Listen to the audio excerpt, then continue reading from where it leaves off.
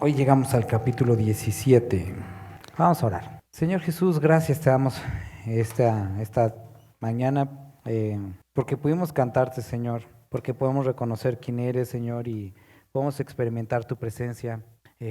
A propósito de tu presencia, Señor, queremos rogarte que el día de hoy, que vamos a leer esta porción, podamos a entender qué hacer en tu presencia, que podamos saber qué hacer con tu presencia y rogamos que hables a nuestros corazones hoy, Padre. Te lo suplicamos. Amén. Capítulo 17, hermanos. Hoy quería ponerle así un título, algo así como de Día de Muertos o algo así, pero no vamos a hablar de si se puede comer o no las hojaldras, ni el Halloween, ni los dulcecitos que tienen navajitas, nada de eso vamos a hablar. Vamos a hablar algo muy importante acerca de la muerte que vemos en este capítulo. En el capítulo 17, obviamente continúa, pero más responde un poco con lo que terminamos la semana pasada en el capítulo 16, dice: de cierto os digo que hay algunos de los que están aquí que no gustarán de la muerte hasta que hayan visto al Hijo del Hombre viniendo en su reino. Y aquí nos tendríamos que preguntar si Jesús se equivocó y esto no pasó o sí pasó. Y obviamente pues sí pasó. Ahorita vamos a leer acerca de esto. Ahora quiero regresarme un poquito más porque les empezó a hablar acerca de la cruz. Y después de hablarle de la cruz y de la necesidad que cada uno tomáramos la cruz y le siguiéramos, entra este capítulo para mostrarnos qué sigue después de la cruz, ¿sale? Ahora, no olviden eso. Dice: 6 días después, Jesús tomó a Pedro, a Jacobo y a Juan su hermano. A estos tres pudiera parecer que existía cierta preferencia sobre los demás, que existiera como pues no sé, mis favoritos o algo así, porque en eventos muy particulares solo son ellos tres que están ahí. Ahora, si nosotros como que analizamos en qué eventos estuvieron en 3 eventos ellos solitos que tienen que ver con la muerte. Déjenme explicaros porque esto, cuando estaba empezando a leer, me llamó mucho la atención, me ayudó a entender, el capítulo. Primera ocasión que encontramos a estos discípulos solos con Jesús. La primera ocasión que nosotros los vemos es cuando muere la hija de Jairo.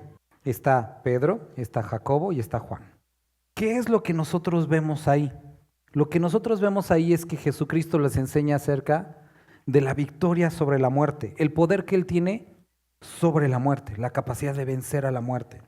Entonces, ellos son enfrentados con esta realidad, se asombran y les dice: no digan nada hasta que el Hijo del Hombre se revela. Okay. Siguiente momento en el que solamente están ellos estos tres, en el huerto de Getsemaní. En el huerto de Getsemaní está Pedro, Jacobo y Juan, y Jesús les dice: oren conmigo, que estoy abrumado, y se quedan dormidos. ¿Recuerdas cuál era o qué contenía la oración de Jesús en ese tiempo? Padre, si puede pasar de mí esta copa. Y termina diciendo: no se haga mi voluntad, ¿no? Entonces vemos primero en el primer evento, victoria sobre la muerte, y en este otro evento en el que ellos están, vemos el sometimiento a la muerte. No a la muerte como persona, sino a pasar por la muerte. Entonces, victoria sobre la muerte. Primera cosa que como creyentes tenemos que saber: Dios tiene poder sobre esto. Pero según lo que leímos en el capítulo pasado, Él nos pide que muramos a nosotros mismos. Entonces, a pesar de que tiene poder sobre la muerte, también hay una necesidad de someternos y pasar por la muerte. Ahora, en este capítulo vamos a estar leyendo acerca de un tercer evento, que es la gloria después de la muerte. La gloria que viene por la obediencia, sometimiento a pasar por la muerte.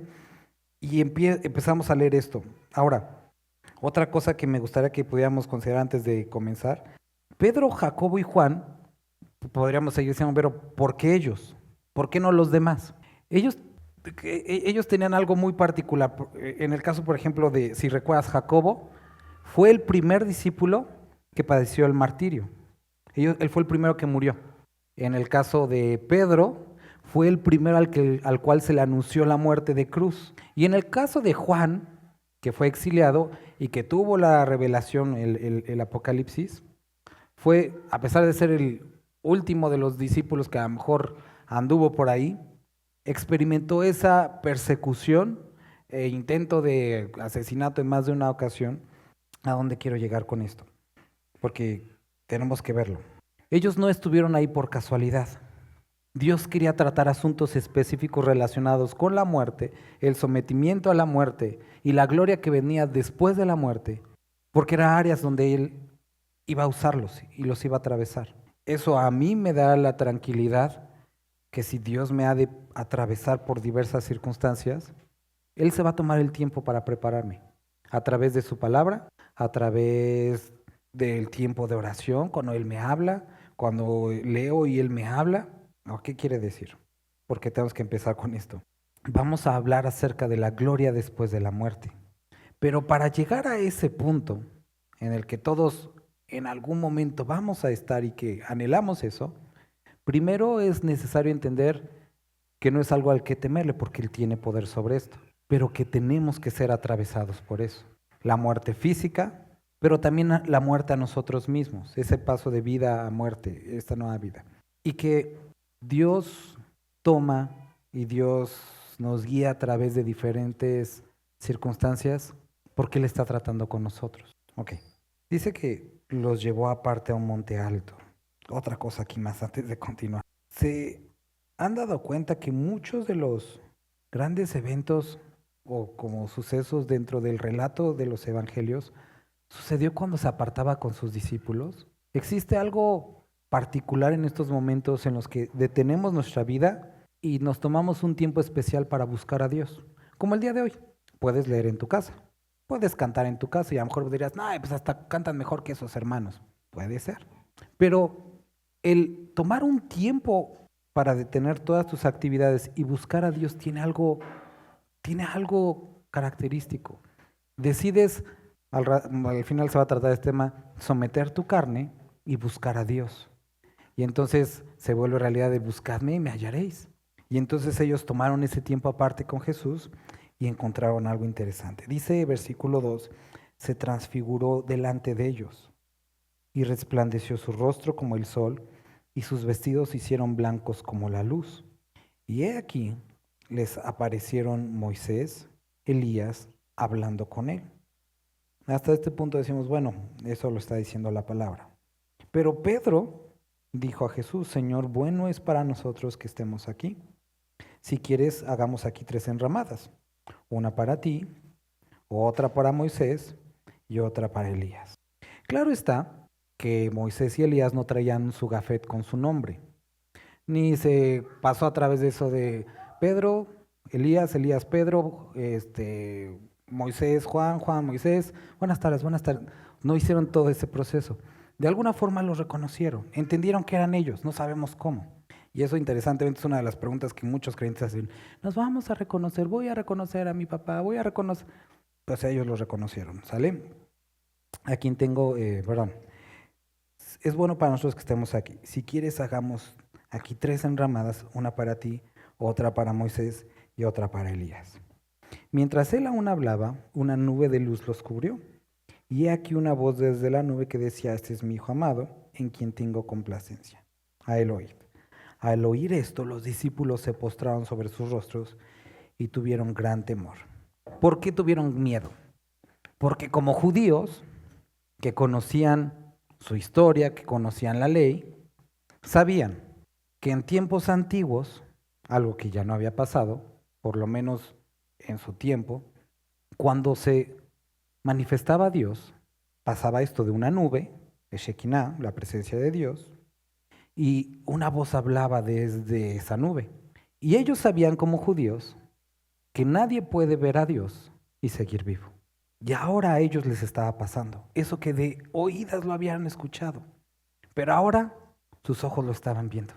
Eso que habían leído que sucedía con Moisés, eso que habían oído que con Jeremías, con Daniel, eso que había sucedido alguna vez, ahora ellos lo estaban experimentando. No sé si tú en algún momento has tenido esa experiencia, a lo mejor no es algo que puedas ver, pero es algo que puedes percibir que está Dios contigo, no sabes cómo decirlo, no sabes cómo contarlo, pero dices, es que sentí a Dios. Ahora ellos lo escucharon y ven a Jesús al que lo conocían con su cabello brillando, ven a Moisés, a Elías, el símbolo de la ley, el símbolo de los profetas. Era algo como sorprendente, este evento era algo como sorprendente, era mucho para ellos. Y lo mejor que se le puede ocurrir a Pedro es decir, bueno, vamos a hacer 3 casitas y aquí nos quedamos, ¿no? En medio de ese pensamiento y cuando seguía hablando, ahora nuevamente Dios lo tiene que interrumpir y decir, Pedro, ya habíamos quedado. Yo hablo y tú obedeces. Pero le dice, Pedro, Él es mi Hijo amado, en quien tengo complacencia. A Él oíd. Al oír esto, los discípulos se postraron sobre sus rostros y tuvieron gran temor. ¿Por qué Pedro sugirió esto?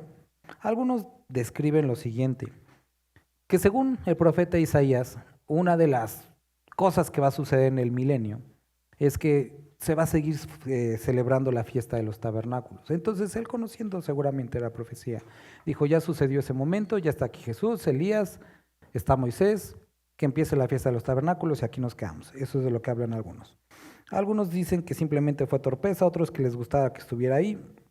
El chiste es que metió la pata y empezó a hablar, a opinar algo de lo que se tendría que hacer cuando estaba la presencia de Dios. Y Dios le tiene que recordar, Él es mi Hijo amado, en el que Él tengo complacencia. A Él escucha. Vamos a seguir leyendo y ahorita regresamos. Entonces Jesús se acercó y los tocó y le dijo, levantaos y no temáis. Y alzando a ellos los ojos, a nadie vieron, sino a Jesús solo. Cuando descendieron del monte, Jesús les mandó diciendo, no digáis a nadie la visión hasta que el Hijo del Hombre resucite de los muertos. Entonces tienen esta experiencia gloriosa y van bajando del monte. Entonces sus discípulos empiezan a ponerse muy escatológicos y le preguntan, ¿por qué pues dicen los escribas que es necesario que Elías venga primero? Entonces dicen, si tú eres el Mesías, según la profecía, primero tendría que venir Elías. Respondiéndoles Jesús les dijo, a la verdad Elías viene primero y restaurará todas las cosas, mas yo os digo que Elías ya vino y no le conocieron, sino que hicieron con él todo lo que quisieron, así también el Hijo del Hombre padecerá de ellos. Entonces los discípulos comprendieron, porque de eso es de lo que hablaba Jesús, que él estaba hablando de Juan el Bautista, que Juan el Bautista era la imagen o el cumplimiento de la profecía de Elías. ¿Qué? Versículo 14. ¿Me podría ayudar alguien a leerlo? Versículo 14 y versículo 15. También el 16, por favor, hermano. Y Jesús respondió. Ahora, antes de leer hasta allá. Ayer en la noche que estaba Evan con fiebre, pues ya había pasado así un buen rato con la fiebre, y yo estaba volviendo a leer esto, y dije, qué buena onda de este cuate, ¿no? Tuvo la fe suficiente cuando a pesar de que lo que los demás hicieron no ayudó a su hijo, buscó directamente a Jesús y Jesús respondió. Y entonces me paré de donde estaba estudiando, me fui a la recámara, ya me puse ahí junto a la cama y me puse a orar por mi hijo, ¿no? Oré, le chequé la temperatura, nada. Volví a orar, le chequé la temperatura, nada. Volví a orar, le chequé la temperatura, nada. Y sin mentiras me eché ahí como 1 hora. Y ya después de un rato dije, bueno, o sea, casi yo diciéndole a Dios, o sea, me dijiste, o sea, me pusiste esto como para que lo leyera y lo viera de lejos, y ¿qué vas a hacer? Porque a este muchacho que estaba lunático me dijo, no, pues, no está como él, es una fiebre, y me acordé de lo de la suegra de Pedro, tú puedes sacar fiebres, la suegra de Pedro, y ahí como en mi debate espiritual con Dios, y mientras estaba pensando en eso, Dios me recordó lo que el pastor tenía que compartir hoy desde el principio.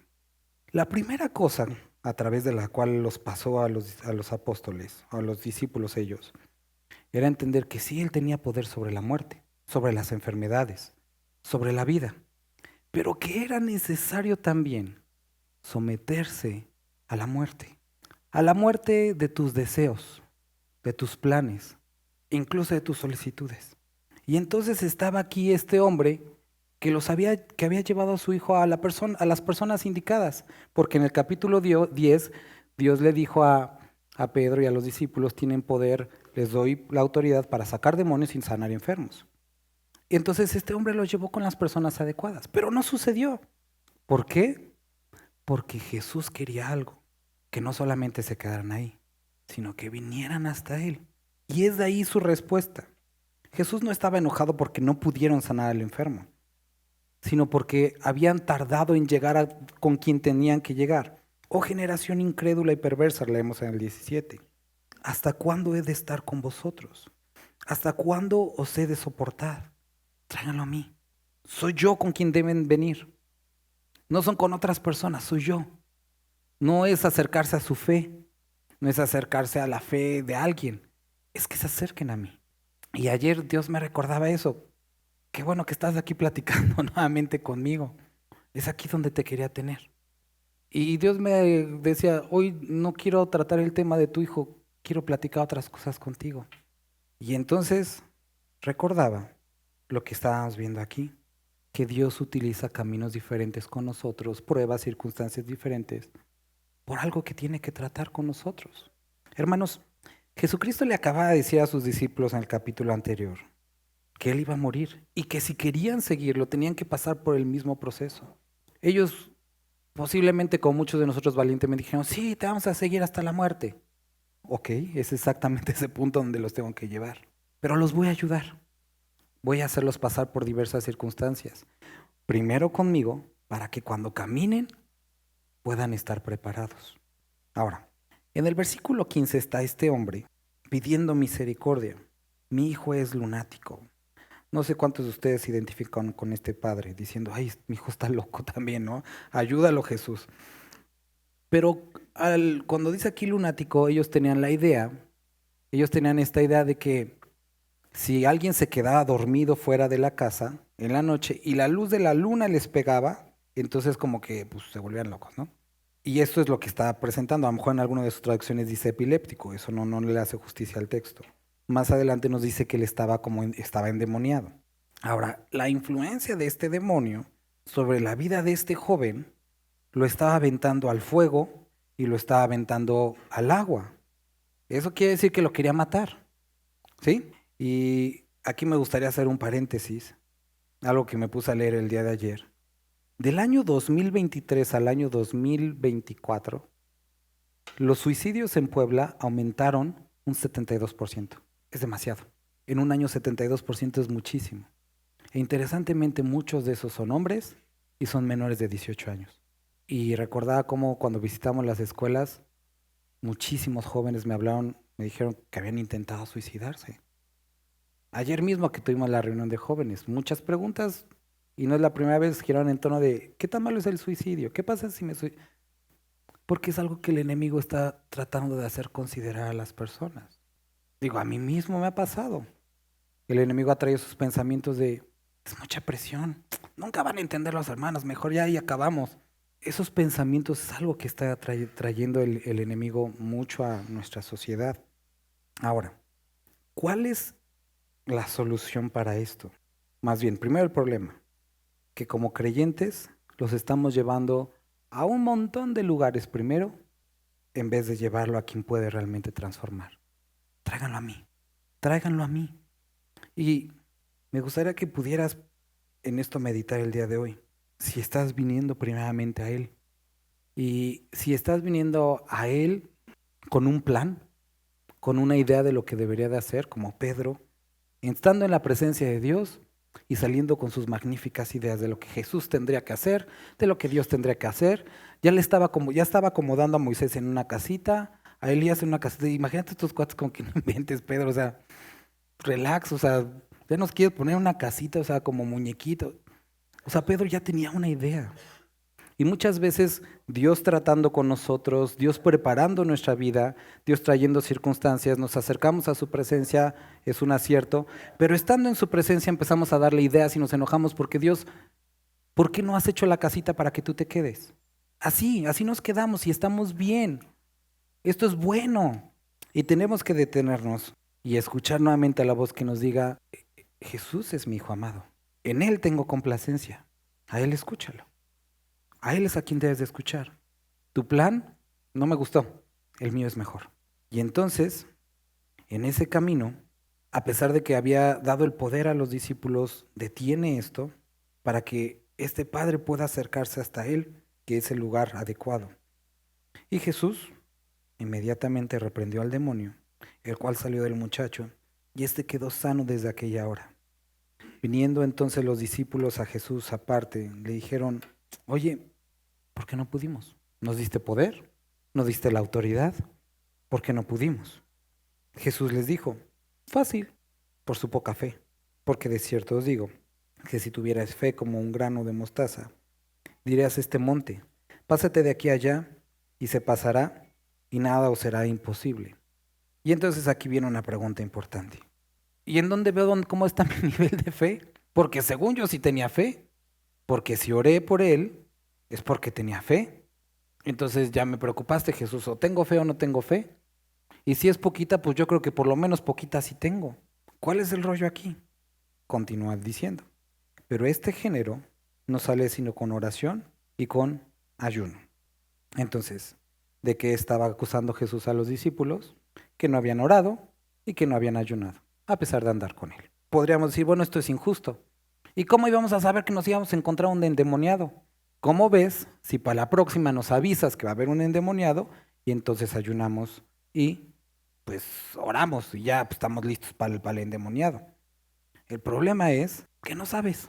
Pasó en la semana pasada del campamento y antes, es que hace rato les conté. Yair, bueno, no me acuerdo qué hicimos, pero el chiste es que se necesitaba un encendedor y él dijo, voy a comprar uno porque siempre hace falta un encendedor. Y el chiste es que lo compró y cuando lo necesitábamos no lo llevó o lo dejó en el carro y el chiste es que, bueno, ahí lo traía cargando, pero ni funcionó para nada porque no lo usó, ¿no? Y entonces, ayer me estaba acordando de esto. ¿Cuántas veces nosotros nos preparamos según tienes ahí tu casa de campaña, tienes tu cuchillo, tienes muchas cosas para cuando se use, pero cuando se usa no lo traes? Y es exactamente eso. Nosotros sabemos del poder que podemos encontrar la fortaleza en la oración, porque a través de la oración nos acercamos a Dios y a través del ayuno nos alejamos de la carne, pero no lo usamos. Y siempre decimos, ay, si hubiera ayunado, si hubiera orado, estaría listo para esta situación, pero no lo haces. Y puedes volver a decir, pero si tan solo supiera cuándo se va a ocupar, fácil, hazlo todo el tiempo, practícalo todo el tiempo y estate listo. Y si tú estás listo, este tipo de circunstancias, pues no lo sorprendería. Entonces, vamos a ver aquí. 6 días después Jesús tomó a Pedro y a Jacob, versículo 1, y a Juan su hermano, y los llevó aparte en un monte alto. ¿Ellos sabían que la presencia de Dios iba a manifestar sobre ellos? No, no lo sabían. Bajan después de este evento glorioso y se encuentran con este demoniado. ¿Lo sabían? No. ¿Qué es lo que Jesús aquí le dice a este padre o a todos? Tráiganmelo acá. Acuérdense.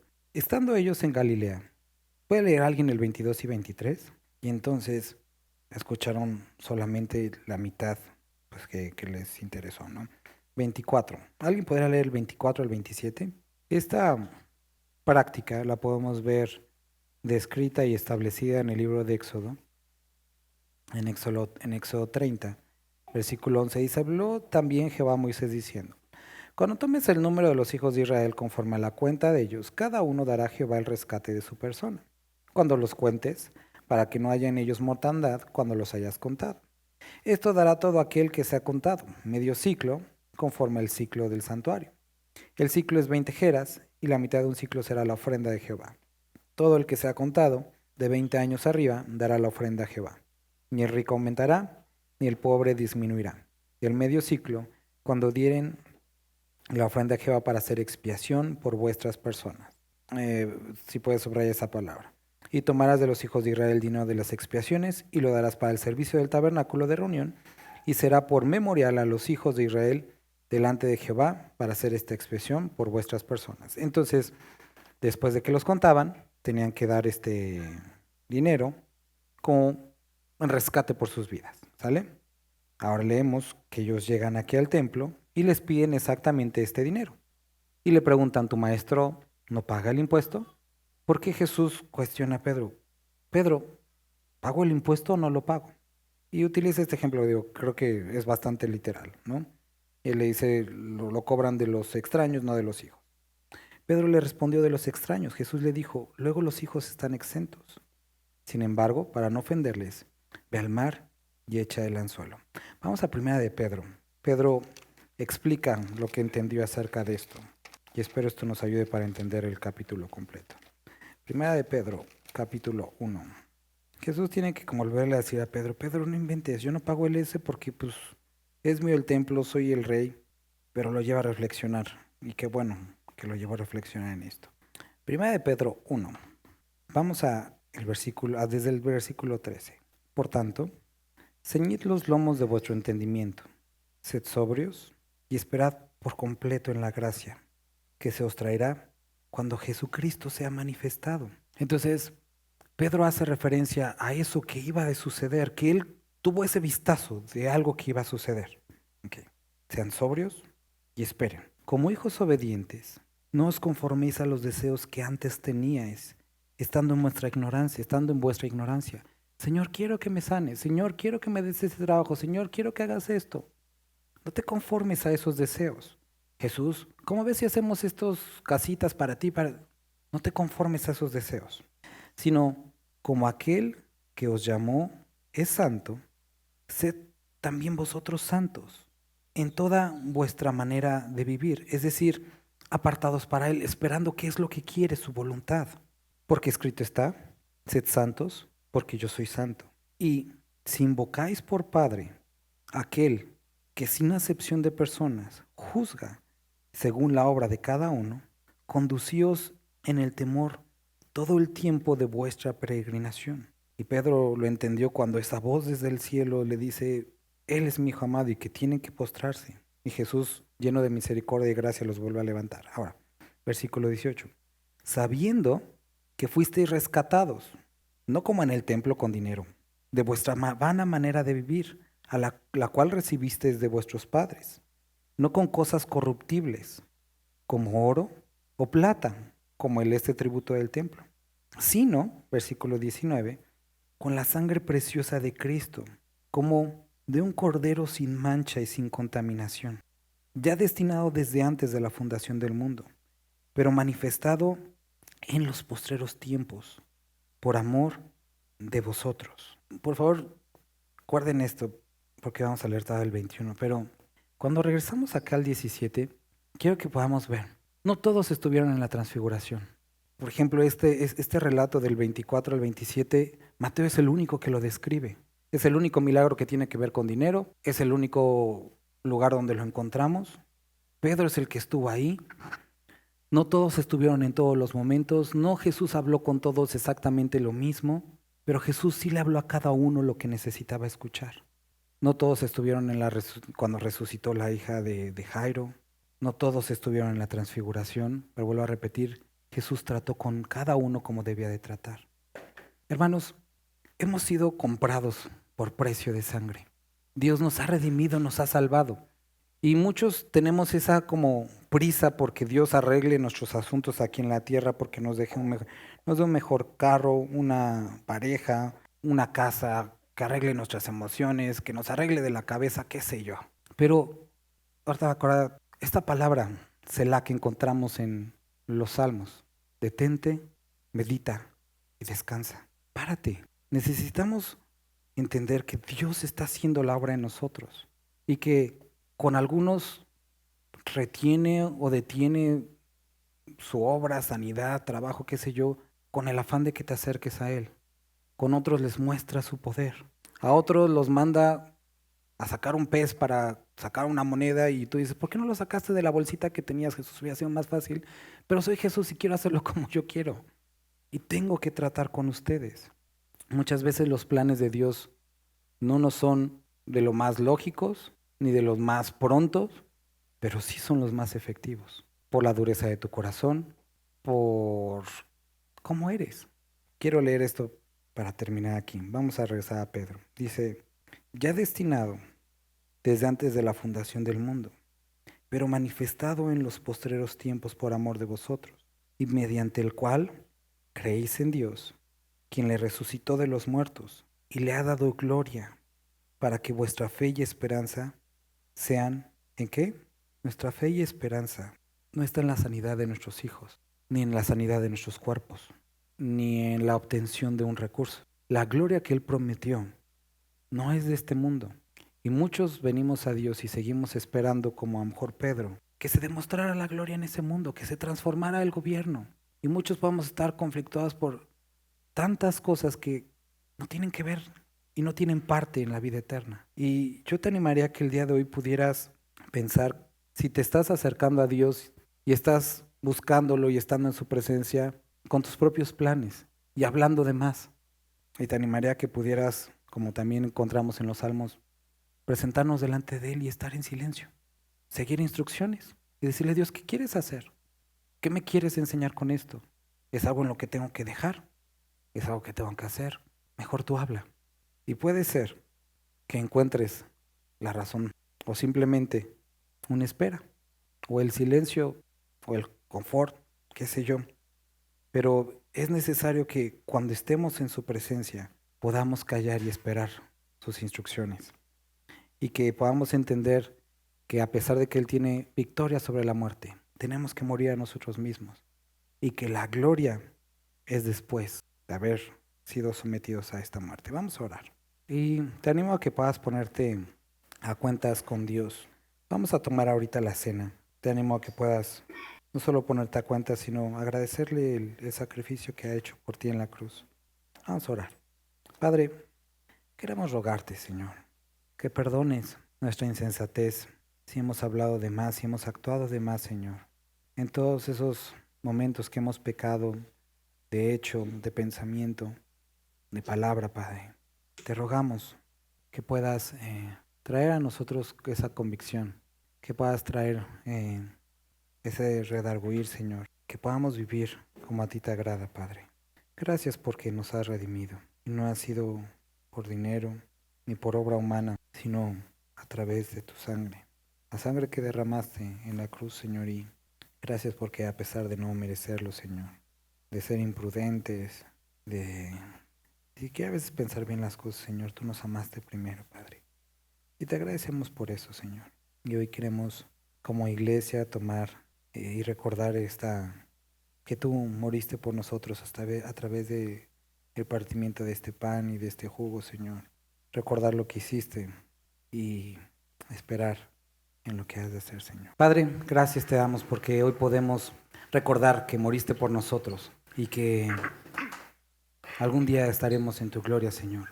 Podamos disfrutar completamente de tu presencia, Señor. No habrá nada que detenga, Señor, nada que estorbe, Señor, sino podremos disfrutar, verte, Señor, escucharte y estar contigo. Te bendecimos, Padre. Amén.